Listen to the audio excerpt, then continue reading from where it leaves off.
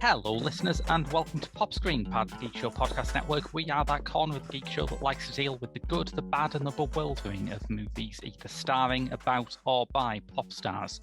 No, the podcast covers such a broad range of musical and cinematic genres, from country and western to hip-hop, from documentaries to science fiction. I'm your host, Graham Williamson. I'm a filmmaker and regular columnist for thegeekshow.co.uk and Horrified, the British horror website. I've been joined this week by... Ewan, hello. Hello there. Where can people find you, Ewan? You've caught me off guard there because I've usually got a list open. You can find me on cult following, Clapper, Geek Show, Narc Magazine, Any Volume, Newcastle World, Daily Star, Twitter and Letterboxd as well. I keep forgetting to plug that. You can get me on there. Yes. Ewan Gleadow, EWANGLEADOW. And I tend to do most of my shit posting on there, so that's the best place to reach me. Most of your shit posting on either Letterboxd or this podcast. Yeah, pretty much. It's I like appearing on these things because I feel like I've got free reign, where elsewhere I don't really have. I've got like professional litmus tests to sort of jump hoops through. But here I can just be myself, which is tiring for some. we have absolutely no interest in professionalism at all around here. No. I mean, I'm wearing a blazer, but that's because it's a bit cold today. Well, I thought it was a themed blazer. I thought it was a conceptual blazer. I wish I could dress as well as Jarvis Cocker. I really do. I've got the glasses for it, but yes, close listeners. Enough. This week, we are dealing with the work of perennial greatest living Englishman candidate Jarvis Cocker, former frontman of the band Pulp, now in Jarvis. And there's more of a screen CV. There are more Cocker-related movies and TV shows than I think people might think. There is Pulp, a film about life, death, and supermarkets, which you've just been on... What was it? Death by Adaptation, yes. Where I got to talk about Life, Death and Supermarkets and then Mother, Brother, Lover, which has just such a lovely rule of three. Yes. Oh, amazing. Mother, Brother, Lover, nothing better. And then I've got this hefty bugger as well. Pop, a pudding which I only recently got. It's very nice. It's if you drop this on someone's head, it's going to deal damage. But it's going to remain on the shelf for the time being until I find a good salesman on eBay to sell a signed copy to. Oh, wow. Yeah. It's my pride and joy. Sleep with it under my pillow every night, just in case. But that, in terms of other Cocker-related films, I mean, he's worked with Wes Anderson twice. On Fantastic Mr. Fox and The French Dispatch. Yeah. He was in one of the Harry Potter films, wasn't he? He was in Goblet of Fire as I'm not even going to bother trying to remember the name because I've erased that from my memory. But I do know it was it Steve Mackey was with him as well. On bass, and I think there was a member of Radiohead there. Yeah, I think Johnny Greenwood's in there. Johnny Greenwood's in it as well. Yeah. And it kind of strange that that's sort of the launch pad for him working with Paul Thomas Anderson on all these great films. Yeah. That's his foot in the door. I might have forgotten it if it wasn't for the fact that someone does have a list on Letterboxd for films where Johnny Greenwood appears on the soundtrack, and it is like There Will Be Blood and The Power of the Dog and Norwegian Wood, and that one Harry Potter film where he was in the band at some Hogwarts school dance. What was that? Do the Hippogriff. Oh, God. That was it. Yes. That was... I remember that was the first Harry Potter I saw in cinemas. That was... I'll have been 7 at the time. Was it because of the Jarvis Cocker cameo? I wish, but I didn't know who Jarvis Cocker was until about 17. So a good 10 years before I knew who he was, I was already seeing the man on the big screen. Yeah. Fantastic. He's everywhere. He was definitely everywhere in kind of British culture over the past few years as well. He keeps appearing on like Bargain Hunt and stuff. Yes. Yeah, it's quite a range of appearances for a man who, unless I'm misreading the articles, a man who lives in a cave now. That's a bit odd. Why does he do that? It's something about the acoustics, I believe. There's some real mystifying quality to recording a whole live set in a cavern in, I think it was the Peak District, and then just subsequently removing it from the internet and just releasing one song. A very good set, though. Yeah, he's onto this whole, not environmentalist.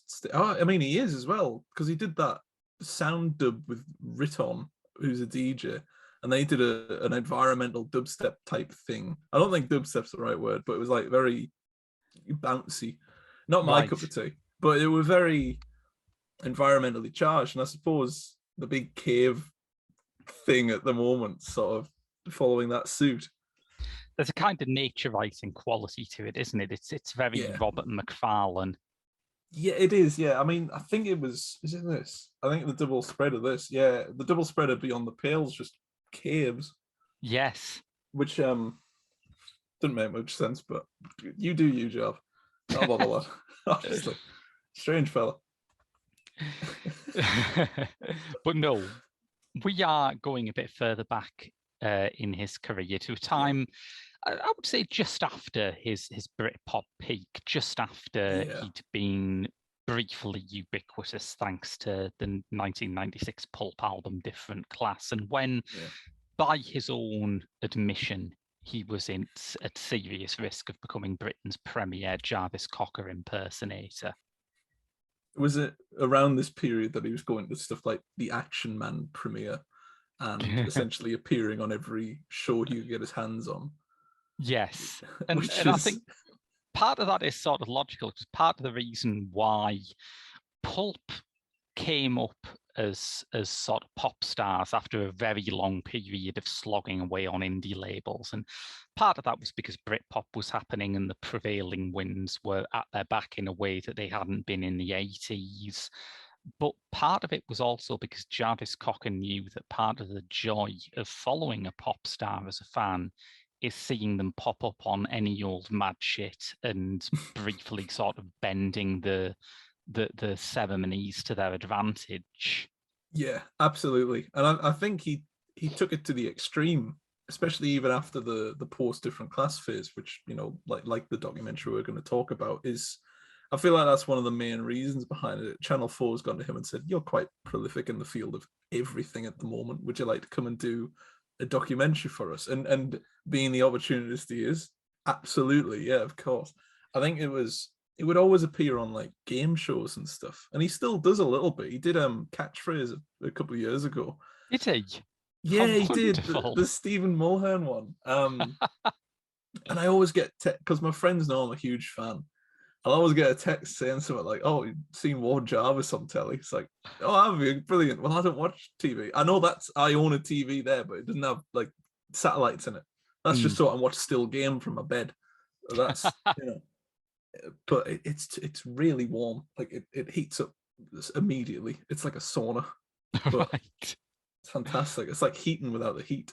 It's unbelievable. But yeah, he's on everything, isn't he? Or he was for a period, and then it kind of not diminished, but it was an active step away of like, I don't need to do this anymore.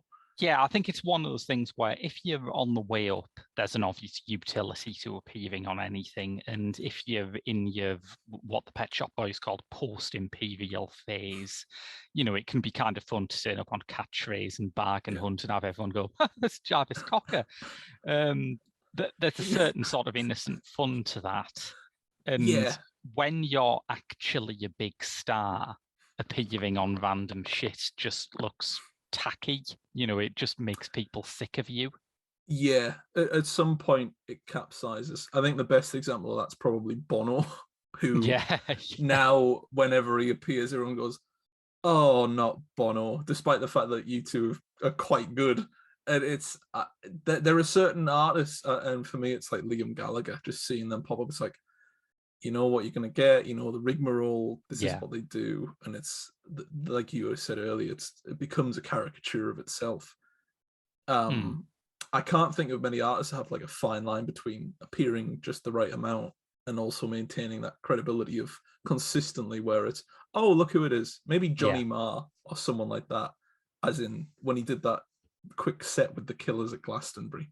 Or Even ironically, Pet Shop Boys even were there as Johnny well. Marr, I think, Yeah, has to be saved from himself. I mean, it's the one plus side to BBC4 having its budget cut back and back is that there was a time when every single new music documentary on BBC4 had an interview with Johnny Marr in the same pub every single week. And you know, as much goodwill as there is in my heart for Johnny Marr, and there is a lot, but yeah. he needs to have someone say, you know, you don't need to do a talking head for every single band.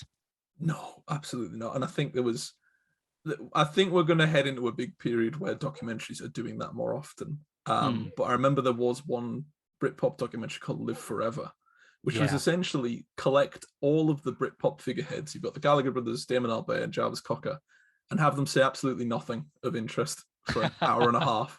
And it's just so strange. I think I watched it when I had a fever, so it didn't make sense anyway. But that was in like about, I remember that coming out, that was in like about 2003, yeah, 2002, yeah, which is far too close to have any sort of interesting yeah. perspective on what happened. And I think the only person I can imagine being interested in that is Jarvis, who seemed to have perspective on his period as a massive pop star.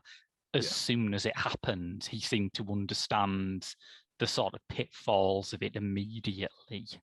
Do you think a lot of that came from how long he spent trying to become a pop star? I Because think he it had did, yeah. Like, as smart 4 as he is, albums. I don't think that if 20 something Jarvis had been as big as 30 something Jarvis, I don't think he would have released This Is Hardcore. I Oh, don't think he absolutely could not. have had that sort of wisdom about it. No, absolutely not. And I think I should just say, I don't know what you think, but I'm still tossing up the debate between is the best Pulp album This Is Hardcore a different class. I've got a hardcore shirt on now, but Yeah. I, I, I don't know. I I don't know mean, they're anymore. both fantastic, but may I Yeah. cut the Gordian knot here and Oh, say Wheel of Life? really? What Yeah. the? You know what? I would, but I cannot stand the trees. I just, it's like it's like nothing but flowers from Talking Heads, but without the sustenance. It's Right, right. but I do have a soft spot for Wheel of Life because Sunrise is incredible and Bad Yeah, Cover Version just oozes that Scott Walker production influence. It's yes. and there's the amount of like undercurrent hits on there, like The Night That Minnie Timperley Died and Great Wicker song. Man, Yeah. beautiful, It's also got unbelievable. like a lot of his best lyrics, I think. And if I ever want to sell someone on the idea of Jarvis Cocker as a great lyricist, rather than go to common people, which they will probably Yeah, have heard already and may not have paid much attention to, I will point out that that Wicker Man contains the lyric beneath the old tree bore factory that burned down in the early 70s, leaving an antiquated sweet shop smell and caverns of nougat and caramel. I mean, fucking hell. unbelievable. Yeah, No need to be that good for that many years. Like yeah, even now, I think Swanky Modes he did. That me and you've spoken about Beyond the Pale before, and I yeah. wasn't really that big a fan of it. I truly, hand on heart, it's probably in my top 10 of all time. Now that I've had the chance to re-listen to it, I Oh, love that Brill. album. Yeah, It's phenomenal, and I couldn't get enough of it. And I remember listen, I have had the absolute luxury and pleasure of hearing Swanky Modes live. yeah. Beautiful. Like the lyrics in that song are just it is the smartest writing I've heard him do since the start of his career. Mm. That it's on that level of just speechless for how good it was. I mean, Swanky Mode's name checks Teesside, so it's obviously got a Oh place in my heart. yeah, I mean he changed it to Tyneside when he performed it up here. So I don't know how you feel about That's fine. That's fine. I'm a fan of regionalism in pop that. music. I It's remember seeing brilliant. them. Yeah. I saw the Manic Street Preachers when they were touring This Is My Truth, Tell Me Yours, and James Dean Bradfield gave the crowd the permission to sing along to Tsunami as if it was Toonami. He said, we won't mind if you change the lyrics. It's brilliant. I think the modern equivalent of that is Sam Fender, who's essentially inherited the Newcastle spirit and just gone off and said, look at the culture we've got up here. It's better than yours. Sing along. It's just fantastic. Yeah. Unbelievable. But yeah. But we're talking about, this is quite a good sort of way in, isn't it? 'Cause we're talking about all these little small byways and places outside of the mainstream where culture can congregate and gather its strength before going onto the national stage. And that is, in a great sense, what the mini series we are reviewing today is about. We are reviewing Journeys into the Outside with Jarvis Cocker, a 1999 three-part documentary by Jarvis Cocker and Martin Wallace, his friend, the video artist, where he goes around various locations all around the world looking at environments created by, and this is a I mean, what's the terminology? They're artists who haven't had formal training is the thing. There is a word for that. Amateur art? No. They call it, around here we call it outsider art. In France, it's art brut, which literally means raw art. I do prefer that. That's stunning. Outsider art it's a bit of a tricky statement because it's like the series doesn't dwell on this, and I think it's right not to dwell on this, but you can look back through the history of actual capital A proper art and say, all right, well, Richard Dad was institutionalized, Vincent van Gogh was mentally ill, William Blake had hallucinations. If they were around after Freudianism, would they get the chance to be part of the artistic canon, or would they be outsider art? And it's difficult. It's quite, there's something quite snobbish about saying, if you don't go to an art school, as Jarvis Cocker did, as anyone who's heard the opening verse of Common People will know, then you can't be like a proper artist, no matter how good you are. You can only be the best outsider artist. Yeah, it's such a. I think it's kind of. I'm just riffing on. I've just finished reading Andy Warhol's Popism, and he essentially ended that with he was no longer a pop artist because it had grown past him, and I think it's because genres are so malleable. They're always in this state of just redefining itself, and I think for a period you're going to have outsider art as this specific group of people. These artists fit in. And it's not until you realize what a sort of arbitrary genre it is that everybody could probably fit in that had the circumstances been right or gone the other way. There are artists in the past, like anybody could fit in. Ralph Steadman could fit in had the circumstances changed because that art is so unique to him and it's not really been replicated by anyone else. And I think the real connection with all the artists in Journeys to the Outside is they're all a bit weird, which is wonderful. It was really just quite a pleasure seeing all these. Often it was architecture, a lot of just unique world building on their own property. Which is delightful. He narrows it down a bit to what interests him, which is specifically this idea of the visionary environment. Of course, there are outsider artists who paint and who sculpt and who make video pieces, probably. But what seems to interest Jarvis Cocker is this idea of artists who refashion the place where they live to be a part of their imagination. Yeah, I've done that in my room. I live in a hellscape, but I think it for me it's like the outsider art scene there where it was like essentially it was clutter made to look unique. It was a lot of stuff where if you walk down the street you'd think, oh, what's that, and then you get close, it's like that's someone's house and they've plastered it with beer cans or like bottles, and it's really inventive. And I do like that aspect of it where it is just kind of a big build of just shit that looks really good. I think the best example is when he heads to India and all the statues are stood in the formation, and it looks brilliant. But I can't imagine seeing that, down the road. I can't imagine seeing any of the art that he explores here, like in my area. But it's amazing to see that it is kind of just art in plain sight. It's just there. It's part of the street. It's part of the culture of the city or the town that it's in, and it just looks marvelous. It just sets itself out. Yeah, one of the most remarkable pieces of it for this reason is when he goes to see the Watts Towers in Los Angeles, which were built by an Italian immigrant called Simon Rodier.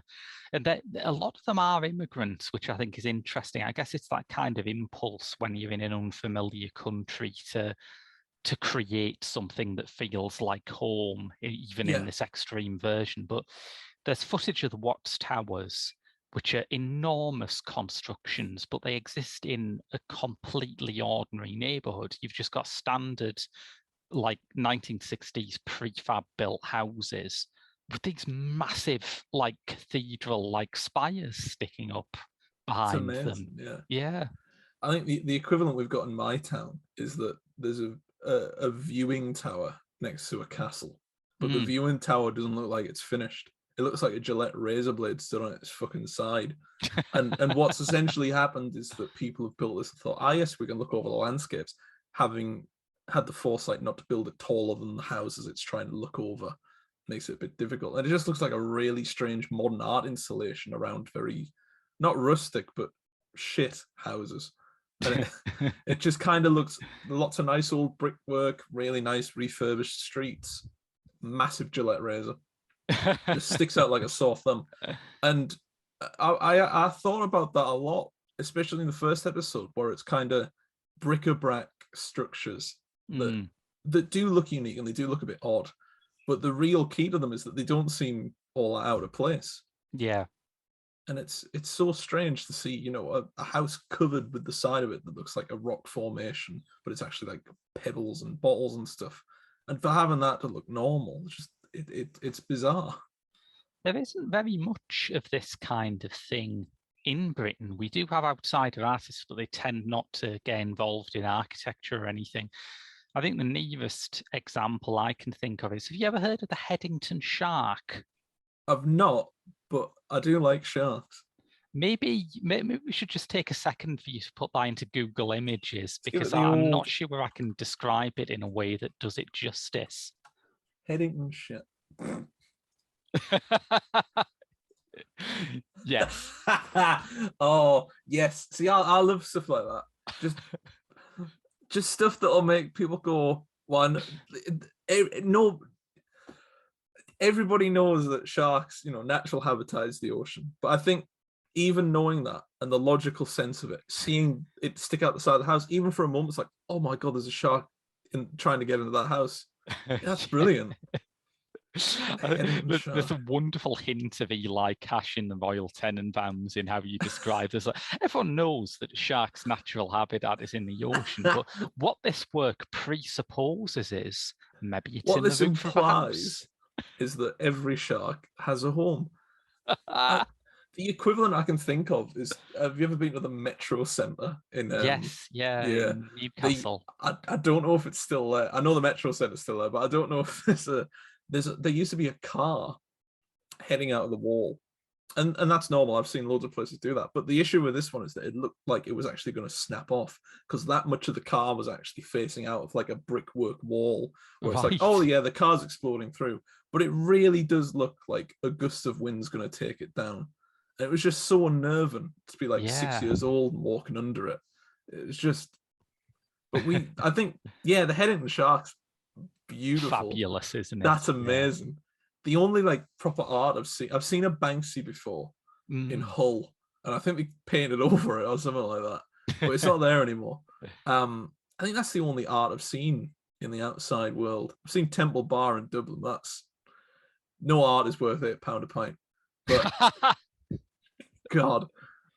We had a Spanish gallery open recently, and they couldn't afford to ship the actual exhibits over, so they've printed 3D models of the exhibits, which are actually currently still in Spain.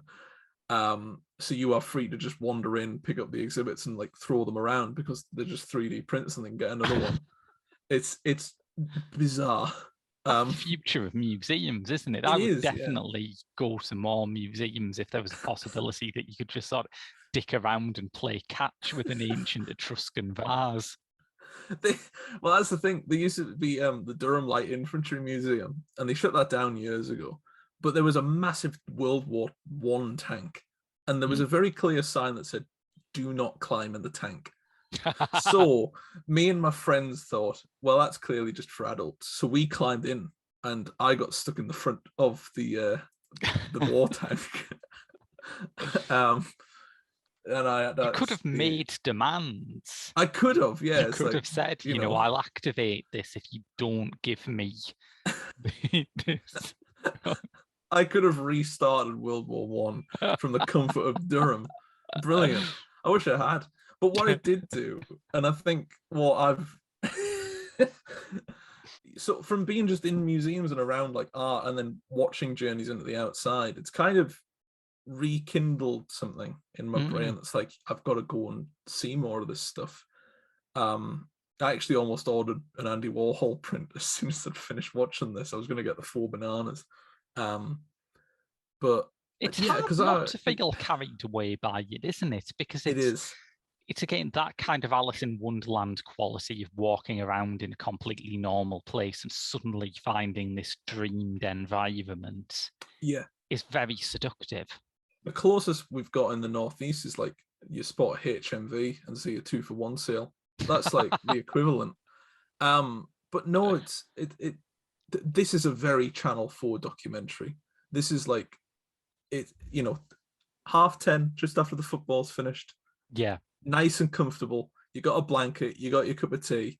It's like that level of documentary. And I think with or without Cocker in it, it's just so comfortable. Yeah. Because you're learning stuff passively. You're just picking up little bits and pieces. And it's nice to be fed information without really knowing it. And it's such a visual sort of thing to be making. I mean, the danger with a lot of arts documentaries is that the older the art gets, the less you can do with it. You can show an interview with a living artist, but when it's Raphael or one of the other Teenage Mutant Ninja Turtles, you've just got like a painting to close in on. But here you've got whole buildings, whole castles, whole parks that you can explore. And there's some amazing ones. I mean, Coral Castle, I think, was a particular favorite where no one can quite work out how it was engineered. Yeah, it's it's fascinating. It's a lot of this is mainly, why would anybody make this? Yeah. And just to throw it back to Andy Warhol, it does remind me of that sort of underground art a little bit, where people were just making stuff because they found it beautiful or interesting. Whether or not it appealed to most other people didn't really matter. Yeah. I always think of Empire, the 8-hour documentary. Yeah. And I remember really hating it when I watched it. You watch about 10 minutes of it and think, what the fuck is this? And then actually reading up on that Velvet Underground scene and that stuff, and you kind of appreciate it a little more. So I think at the bit, there's an equivalent of that in here, isn't there? There is, Roger Shomo, who made a 20-hour film called Spiritual Disembarkation. Yeah, I checked it out. It's not on Letterboxd, sadly. Unfortunately, I can't watch it then. I only watch things that are on Letterboxd these days. That's probably sums up the documentary itself quite nicely, though, is that you've got some very outsider art. It's a very niche subject. And it's very proper, really. It's quite formal in a way to be experiencing this. But the equivalent is that to engage with that, you're watching a Britpop icon with a fuzzy hat yelling, Monsieur Chomo, at like a fence with a port in his hand and a carrier bag in the other. And it's like, that's the perfect documentarian. If David Attenborough dressed like that, I'd watch more of his stuff. Yeah, Like, Jarvis does make a good account of himself as the Britpop Nick Broomfield in this, I think. he A man does. who constantly just goes everywhere and gets locked out of buildings wherever he goes. He's like Mr. Magoo, but as a documentarian. He's just kind of bumbling about. It's like, I think I've insulted him. I don't really know. It's Well, fantastic. many of them, because as you say, they're all odd Yeah. people. Many of them are very easy to insult. I mean, Showmall refuses to participate in the documentary because he says he will not be a part of what he describes as fuckwit cinema. It's, I don't think it helps that essentially Cocker, who's quite gangly and has this 5 o'clock shadow for the whole thing, is asking very vague questions in broken German or French, and then is trying to translate that back in his head to, I think I've upset them. I'm not quite sure. And then it's just an escalation of real hesitancy between interviewer and interviewee, and it's fantastic. But the other one he offends is Robert Garcia, who has a sort of what he calls an apocalypse building, which is there to explain his philosophy of the world and its history. A philosophy that, as far as I could tell, is basically just what if the Silurian episodes of Doctor Who really happened. But he is really prickly and calls Cocker an imbecile for thinking that apocalypse means the end of the world. It's, you know what? We all make assumptions about words, but I think apocalypse is fairly grounded in the end of the world. Yes. It doesn't have any other connotations unless it's like an X-Men movie. It's like, yeah, Bill Callahan's best album and the end of the world is all it means to me. It's, yeah, I think that's always the danger though with interviewing artists who are very outsider essentially, is that only they can understand their work. Yeah, only they absolutely. have the correct interpretation, and they're not going to tell anyone. And I find that both horrifically annoying but also fantastic, and really I appreciate it quite a lot, where it's the David Lynch effect of, oh, actually Eraserhead's my most poetic and thematic film. Explain that. No. And yes, it's trying to build intrigue about something that does already have intrigue, and it just, the conversation then turns to the artist, and then it just builds from there. It's really delightful. It's just such a nice flow. yeah, I agree. I think it's one of those things where if you're making art that's designed to be seen and appreciated by people, you have to at some point become comfortable with people making their own interpretations. But none of these people have done that. These are people who make art purely for themselves, often for themselves to live in. So the idea that, like, Jarvis Cocker can come in and go, what it means to me is, no, it means this. I made it. I know what it means.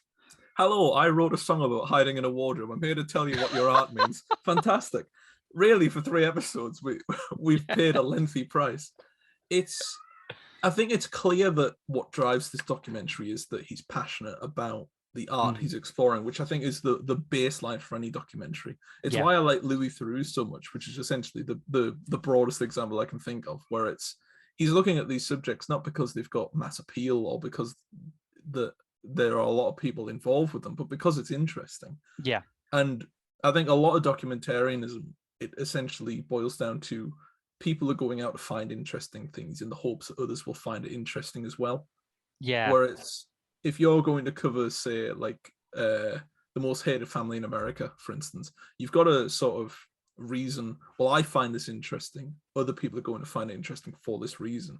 Yeah. And I think the big appeal of outsider art is that there is so little really trying to document it. I think Journeys into the Outside is probably one of the few that I've heard of that's actually trying to engage with people that really don't want anything to do with people. Yeah, I can think of like films about individual outsider artists, but I'm trying to think of another like TV work about outsider art as a field, and I just cannot.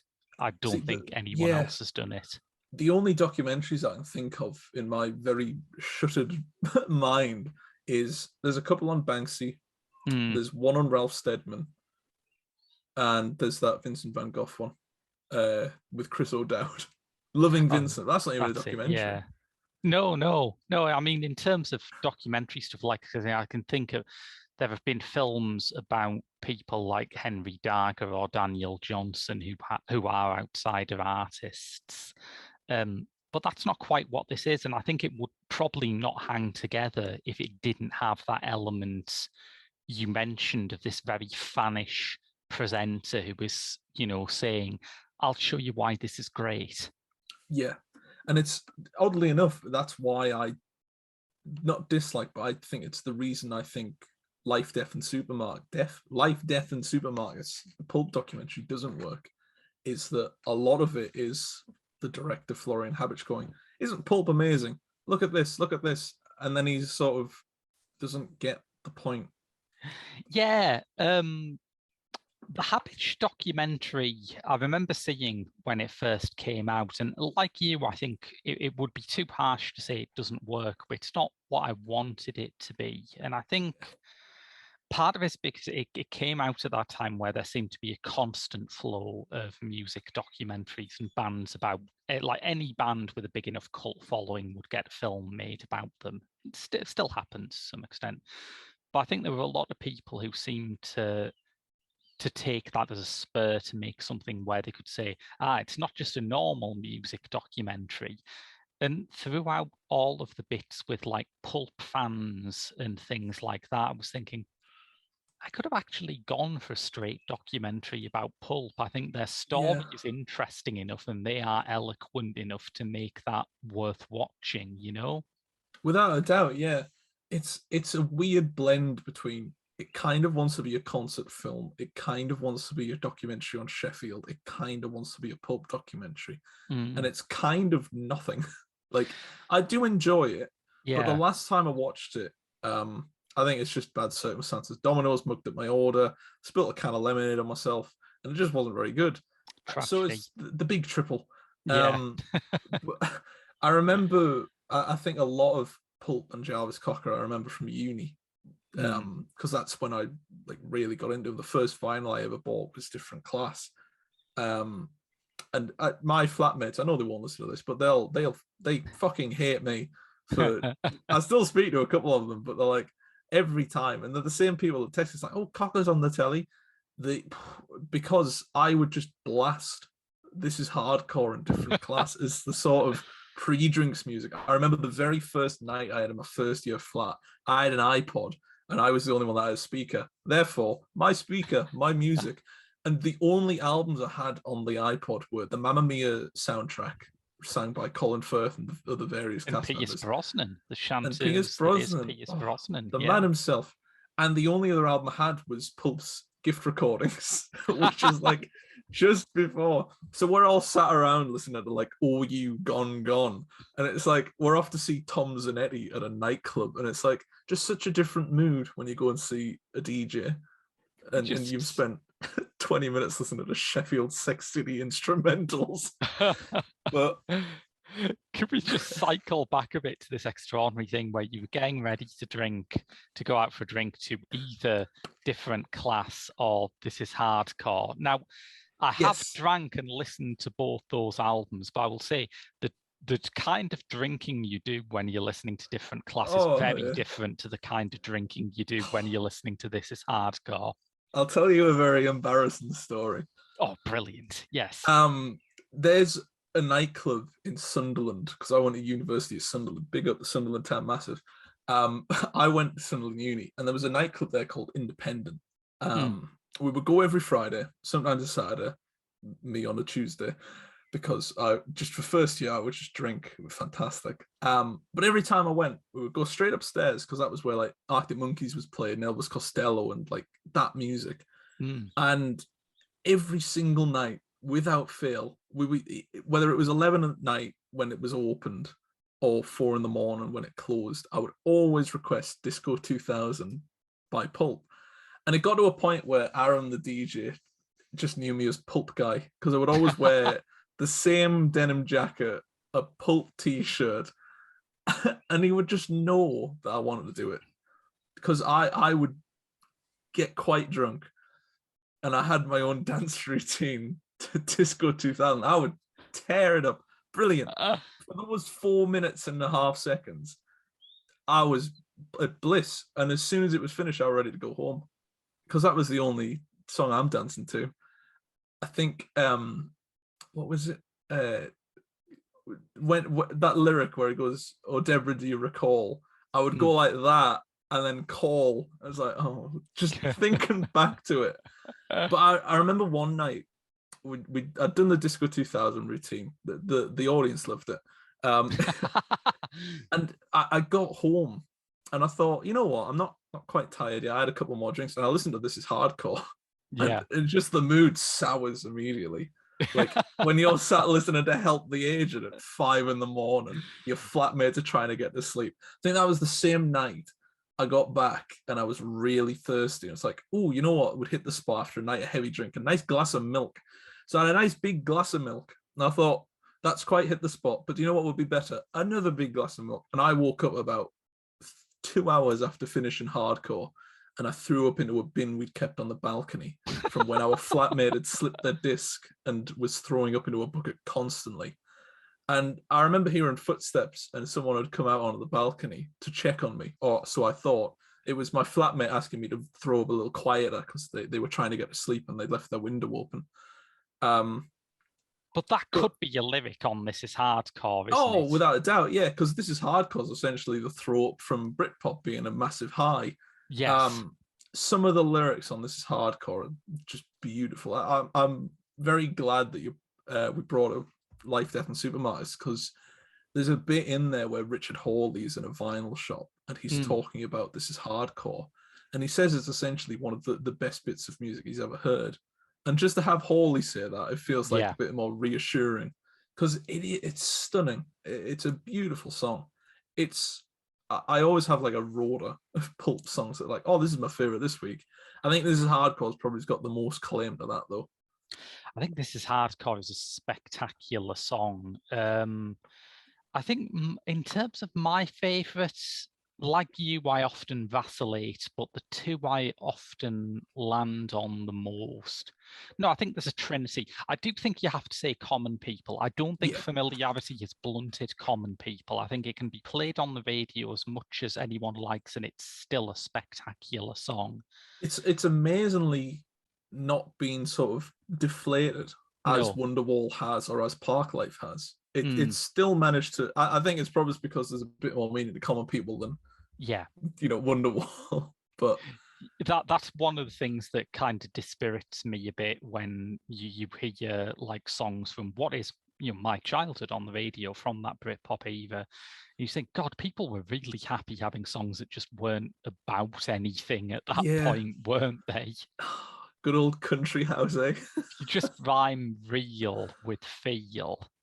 That's it. That's your Britpop starter kit. Yeah. There's your 4 times platinum selling album, ladies and gentlemen. Enjoy. I've already had enough trouble with Oasis fans when I've said I don't like them. Not them. I mean, like Oasis. I don't hate all Oasis fans. I'm just not a fan of Oasis, but don't say that in public, as I have now. Oh, I've said it many times, and I'll happily say it again, and I'll say it again and again until, Middlesbrough buskers stop playing Wonderwall. God. Yeah, it's really like a disease. It truly is. It's like I kind of hate it because of not just because the music isn't that good, but the stereotype it's created, the sort of bucket hat festival going Strongbow Dark Fruits fucking biblical sort of personality. And it's amazing that's like popular. I don't get it. I like a dark fruit, I do, but not that wasn't the bit that I thought you objected to the most. No. That wasn't the problem. I used to drink dark fruits all the time. I have no qualms with that. I used to. You don't have to defend yourself against the dark fruits lobby, you, and they're not fucking listening. Oh, you'd be surprised. They're everywhere these days. Back in my day, we didn't have this problem. Everyone just used to listen to the Hoosiers. Much easier. God, but I think as well, it's got that nostalgia factor now where it's like my generation just missed out on it. We had the Spice Girls and Coldplay, so we were really clamoring for proper music. Yeah, and the offset of that was, oh, Oasis, oh, Blur, and then nothing else because digging anywhere past that is too much effort. Like, you're not going to get many people from like my uni course listening to Saint Etienne on the bus home, you know? But they fucking should. They should, yeah. Yeah. I think it's rather telling as well that it's kind of like they listen to the bands Oasis inspired, like Kasabian, like Catfish and the Bottlemen, who are not very good and have the same issues as Oasis. I do think there is comfort to have with familiar music. I just think you can get familiarity from good music. Oh yeah, absolutely. But mostly, I just find the conservatism of Oasis irritating in increasingly in a political sense now with Noel Gallagher, but always in an artistic sense. And I think I've mentioned this before. I think when we did the Spice Girls show. But my parents were of different generations. So I got like I had an older dad, a younger mum, and she had a little brother. So I got like a really broad spectrum of music when I was growing up. And I knew that my dad liked the Beatles and Dusty Springfield, and my mum liked the Teardrop Explodes and the Jam, and my uncle liked Sonic Youth and Pavement. And I thought, this is what music is about. These are these fabulous weirdos creating sort of elaborate fantasy worlds. And then it's my turn, and what we get is 5 ugly blokes in duffel coats, and you just think, what's gone wrong here? I think it's the standard declined so rapidly, and I don't know how it happened. Yeah. I mean, to be fair, I think there's been a bit of a revival for sort of the music coming out now. I look at stuff like Yard Act and Wet Leg and just think that's fantastic. I love Wet Leg. Amazing. Yeah. Chase Lounge should not work as a song as well as it does, but monumental. I think it's like we're in a bit of a resurgence now because a lot of bands for the past 5 or 6 years were just, if we replicate Oasis or if we do what Ed Sheeran does, and just very pop, very oriented in that state of mind, it just got quite dull. And it's ironically, just to link it back, it's the outsider art of music that's coming to the forefront now. Sam Fender, Yard Act, Wet Leg, I'll Black Country New Road, phenomenal. Even outside of rock music, it's really interesting to me to hear that kind of stuff recreated by people who weren't around for it the first time. Like when I was young, I was an absolute rockist snob. Like it took me ages to get into hip hop, despite hip hop in the 90s being objectively good. Fantastic, yeah. So for me, it's really exciting to hear someone like Pink Pantheress, who's based on this kind of like early UK garage, kind of Artful Dodger, Shy Effects kind of style that at the time I would not allow myself to enjoy because I didn't think it was proper music. But now I'm hearing it through the ears of someone raised on it. It clicks, you know, and I really enjoy that. I think that's the biggest barrier to sort of get over when people are sort of, it's going to sound like I'm a pretentious arsehole, but I'm allowed to do that because I'm verified on Twitter. So it's all right. I can get away with it. A lot of, essentially all art has the popularity phase of, for film, it's like Fight Club and The Dark Knight, Inception, No Country for Old Men, that sort of stuff. Really good pieces of film that would hopefully expand someone. It would flicker an interest that says, all right, what's beyond that? Oasis is like that. It's okay, this is listenable, I enjoy this. What else is there from that period? And it just startles me that not a lot of people have gone, oh, I wonder what this Suede thing is. That's not happened. And I think it's because a lot of Britpop's quite like wildly different. Oasis is not just the most accessible, but the most simple and plain. It's like plain toast. If it's your favorite, then you've got a problem. But every now and then, bit of plain toast, that's all right. Yeah. Cure. If you're feeling ill, you may have some Oasis. If not, steer clear. Yeah, because when Britpop launched, the first music magazine front page had, I think like the big launch one was something like Justine Frischman, Tom York, and Brett Anderson. And of course, Radiohead like put massive clear blue water in between themselves and Britpop immediately. But that was what the music press thought the scene was going to be. And you think, what's the common thread here? Because none of these bands sound anything like each other. I think it was like a panicked knee-jerk reaction of, oh, there's a lot of British bands that are doing quite well. Into a group they go. Yeah. And I think it's like, from reading Good Pop, Bad Pop, it feels like Britpop's a bit of a dirty word. It's Yeah. like it's almost as bad as like a swear in a PG film. And I kind of don't blame a lot of artists trying to distance themselves for that. Others Yeah. have had more success than others, like Damon Albarn essentially reinventing a whole culture of music with gorillas, which is monumental. That the fact that he can just dip in and out of gorillas and Blur and then do his own thing as well. He's Yeah. got such a broad range that it kind of removes him from that great job well done. Jarvis Cocker has gone down the artsy route of like, here's a French album, which was bloody marvelous. This It is great, isn't it? The French Dispatch soundtrack. Yeah. I remember I was in Hull on holiday, which Yeah. is a hard to believe, but Hull and holiday never go together. But no hassle and hessle. Hull. I just had a breakdown. Yeah, I remember it actually released when I was on the train back, so I downloaded it really quickly, and I for the whole 2-hour train trip, just that on loop, beautiful. I used to work at my old uni, and every day I would have to get up at about 5:45 in the morning to get to work. So I would have to take we'd drive to Durham and then 2 trains, and I would always listen to Aline on the train into Newcastle. It just sort of became synonymous with my morning. Yeah. And it's a lot of Pulp and Jarvis Cocker songs in general have become synonymous with various important moments in my uni life. Yes. And it's kind of hard to pull it out. You know, I can't listen to Disco 2000 without thinking of like blue pints and falling down the stairs of a nightclub. Yeah. And it's like I've got a big bundle here and it's just stuck together, and it's like that's just a big block of memories. That it's really like there's very few albums and artists where I'm like that just conjures up so many memories. And I think it's nice that radio I had, a particular alarm clock radio that Sunrise always reminds me of, because when it was first played on the radio I was listening to it on that radio.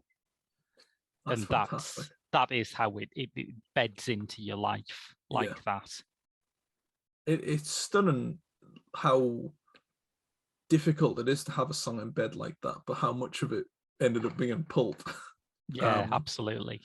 I remember actually I got After You on vinyl, but the Soul Wax edition, because the Rough Trade one, which is, I remember it as well only because it doesn't work.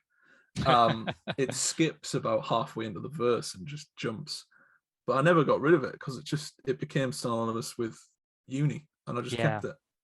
And the music is to a great degree intended to do that, isn't it? It's like that bit on I Spy where he's imagining blue plaques for all of the sort of banal kind of coming of age things that he's done in his life.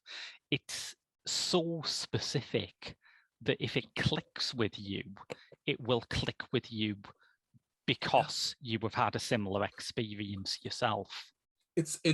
I find myself very lucky that I kind of clicked with Pulp when I did, because I can't be asked to search for more new music. I usually just get it dropped into my inbox now.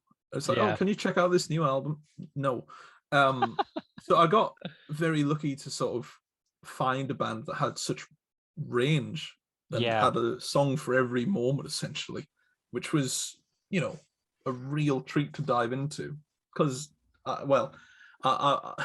there's a lot, and I think it's very nice to chart the different phases where it essentially went from this Smith-sounding influence to a bit weird Europop, and then gradually what became the Britpop sound, which is vaguely indefinable.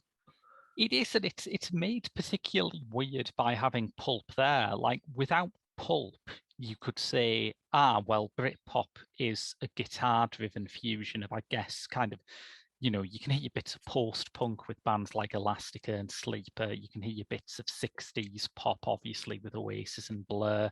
That's the kind of palette for most Britpop. But the fact that Pulp had what were at the time a very uncool set of influences. I mean, this was before disco had really been reassessed and seen as being like a major musical movement. And that they were playing this stuff on synthesizers that often sounded like parodically cheap. They weren't like the synthesizers on other 90s records.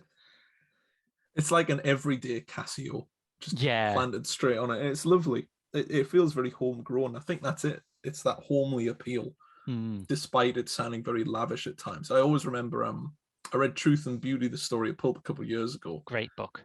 Fantastic. I wish I hadn't got rid of my copy, but I had to make a bit of space. But there was a little anecdote about Common People, where it's like it was essentially 50 layers of different instruments and sound effects and everything. And then it was like, well, what's going to piece this together? There's something needed. And then they added an acoustic guitar that you can't hear, but it just pulled it all together. And it's remarkable how many instruments Pulp would use as opposed to how few Oasis would use.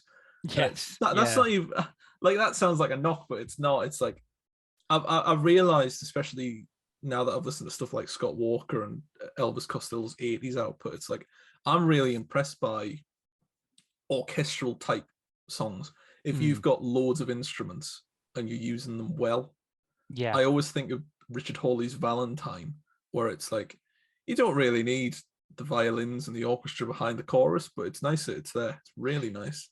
It's like when I listen to, I mean, the Beach Boys are an obvious touchstone for this, but when I listen to one of the more straight ahead rocky Beach Boys songs, when I listen to something like Long Promised Road or That's Not Me, and you think, well, this is kind of like rock music, but it's not like rock music where the band's thinking, we've got a guitarist, we've got a bassist, we've got a drummer, let's have them all start at the same time, all end at the same time. That's a song. Things drop out depending on whether the song needs it. It's rock music made by people who are used to arranging rather than playing. Yeah. It's the creativity of tools that are available to everyone, essentially. It's I don't think Oasis could do what the Velvet Underground did, for instance. Well, and I also if you say what they did and mean heroin, yes, they could. Yes, they could. Other than that, I'm always thinking back to essentially, which is the core influence of the Beatles was John Lennon and the Beatles. Did I say Beatles twice? Core influence of Oasis was the Beatles. I'm not saying the Beatles were influenced by the Beatles. That would be quite phenomenal. Yeah, there's a Doctor Who episode in that. Maybe it would have been Ringo's solo albums be a bit better, but maybe a man can dream. There is a difference between influence and borderline copyright theft. Yeah. Influence is Jarvis Cocker dressing a bit like Elvis Costello and Marky Smith from The Fall. Copyright theft is covering I Am the Walrus and sticking it on as a bonus CD track. And I don't want to devolve into knocking Oasis too much because I could be here for hours. But I think the core differences, I think both you and me are a bit outsider ourselves, and I think that may be why we prefer outsider art as opposed to what's essentially pop. Yeah. I mean, and it's strange because Jarvis Cocker was always insistent that he wanted Pulp to be a pop band, and he always called them a pop group at a time when other in British indie bands would have run a mile from those words.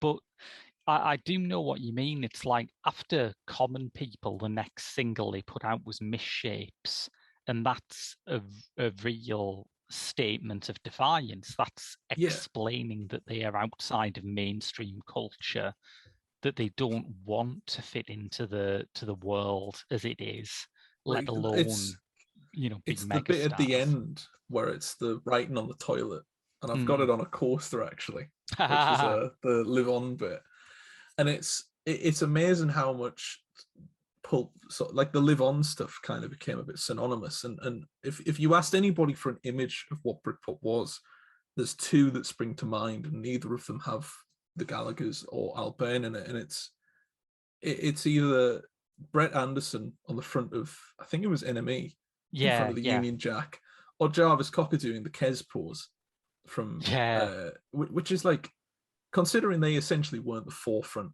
of Britpop, it's startling that they are sort of the cultural embed of imagery for that period. And I think part of the reason why sort of they managed to get out with dignity is because around 1997, Britpop became a battle of who can dismantle this thing fastest. This is a bomb that's going to go off. Who's going to defuse it? And Blur got in very early with their self-titled album. Yes, yeah. Where they'd gone like within a couple of years from making The Great Escape, which is so Britpop, it makes you want to hurl, to making something that has nothing to do with that sound at all. What's that Blur song on that album on the B-side? Dr. Mango's Quango or something. Oh, Mr. Robinson's Quango. Mr. Yes. Robinson's Quango. I remember we did that podcast on Blur. Yeah. The B-side is a very different story to the A-side. Yeah. But yeah, it was Who Can Dismantle It first. Who dismantled it worse? I don't know, Be Here Now springs to mind. Well, that was accidental dismantling. They were looking to keep the party going and they cleared the room. It's amazing. It's like thinking Barry White will work at a house party. You stick it on, you hope for the best. Nah. And I think, even the efforts that were kind of jaded by the overindulgence of the period, like Suede in '99, still had some really good songs to rely on, like Everything Will Flow and She's in Fashion are just fantastic songs. Asbestos. Oh, it's so good. Yeah. It's like even those janky albums were like they're really getting sick of the period. But I think obviously we're on a bloody Pulp episode of the podcast, and this is hardcore. It's like the quintessential breakdown of Britpop. This is Hardcore is the one that is most aware of what it is doing, I think, and not in a way that it is sort of ironic or hedging its bets. It's aware of what it's doing, and that's given it real purpose. It's on the attack. Yeah. It's that lyric and Party Hard. It's Your Uncle's Psychosis Arrived. Yes. Fantastic. It's amazing. Party Hard is incredible. It is so queasy, and the sound on it is just it's so distorted that the distortion stops feeling warm. It's kind of like when people do digital distortion now, when it sounds just slightly off, but they're actually going for it. It's an uncanny valley rock song. It's like a big stadium rock song that's been put together slightly wrong, and it's freaking you out. I love how Party Hard is dropped essentially in between two of the slowest songs on that album. Yes. Bar TV Movie. It's in the middle of Dishes and Help the Aged, which is the perfect placement for it. But I think I've got the deluxe edition, which has like the failed Bond theme song. Oh, and, yes. We Are the Boys. We Are the Boys. Yeah. The Professional is phenomenal, because that's just a very clear and obvious takedown, not of the people that listen to Pulp's albums, but the work itself, where it's I only give you what you've come to expect, just another song about single mothers and sex, and that's magical, right? That's yeah, beautiful. It's a great couplet, and I think that's obviously what's propelled his sort of reassessment and rediscovery now, is the fact that the lyrics are so good, and he can put out a book like Mother, Brother, Lover, which is a collection of footnoted lyrics, which, if 90% of bands from that era did something like that, you'd want to throw rotten fruits at them. Oh, God, yeah. I think it's, the only people who can get away with something like that is the people that are essentially lyricists first and essentially performers second. I think of people like Leonard Cohen and Bob Dylan on that level, where it's their lyrics can tell a real story with or without music. Yeah. I can't think of many artists that can do that. I remember around the same time, different generation, obviously, but around the same time, there was a book of Ian Jury's collected lyrics put out, and I would bracket him in the same caliber, really. Yeah. I think the real interesting difference between Ian Jury and Jarvis Cocker, though, is that it's kind of, you can really chart Ian Jury's influence on stuff like Madness, on stuff like Paul McCartney, especially that cover album they did of all of his best tracks, best tracks. I've already been down that avenue with that bloody David Bowie one. But I think it's, my friend asked me, it's like, what is the influence of Britpop? And I don't know, because I think it's still too early to figure out what its influence was. Obviously, there's Oasis with their just bastardization of music essentially. And then you've got Suede with its very art pop roots. I couldn't really tell you who they've influenced, but I don't think it's because they haven't influenced anyone. I think it's because these bands are still preparing themselves for that leap. The most I can think of is Yard Act, which is very Cocker-esque in its jittery lyrics, very, very active, very spoken word almost, which is what Cocker ended up doing on stuff like Sheffield Sex City and what you call Feeling it? Called Love, Feeling Called Love. Seductive That's the one. Barry. There's a few of them, yeah.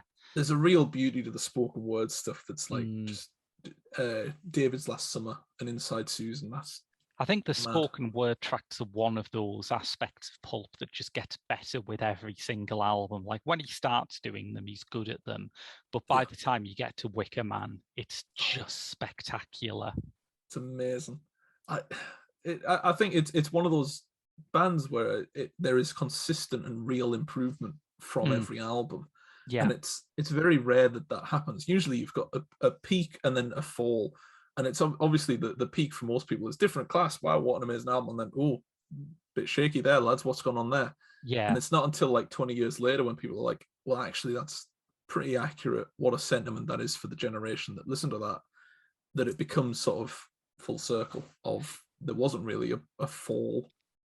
Yeah, I mean, the themes on Wheel of Life are so strangely ahead of their time. I mean, we talk about Cocker's fondness for nature writing and his environmental themes, and that starts coming in then. But I remember what rock was like in 2001. No one was writing about that. There was still this stigma that if your song mentions plants, it's hippie shit. That was still the attitude.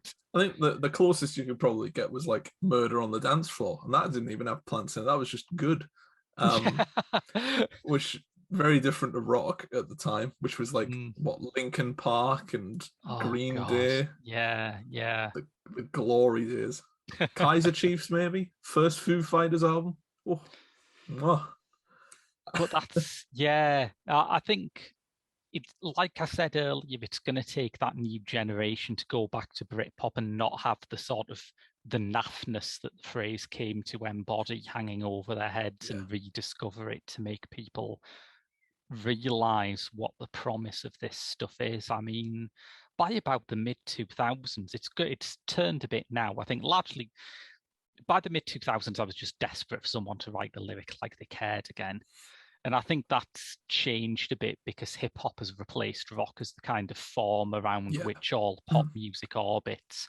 So you can't get away with writing shit lyrics. Like, even if you're not making hip hop music, you have to make something where it's like, if this gets played on the radio straight after the new Kendrick Lamar single, exactly, I don't want people to laugh at me, It's kind of made it a bit awkward for me as well, where it's like I've got to go and cover big rock artists from the 80s and then listen to their new stuff, and it's as empty as their classics were, but nobody really looked at them.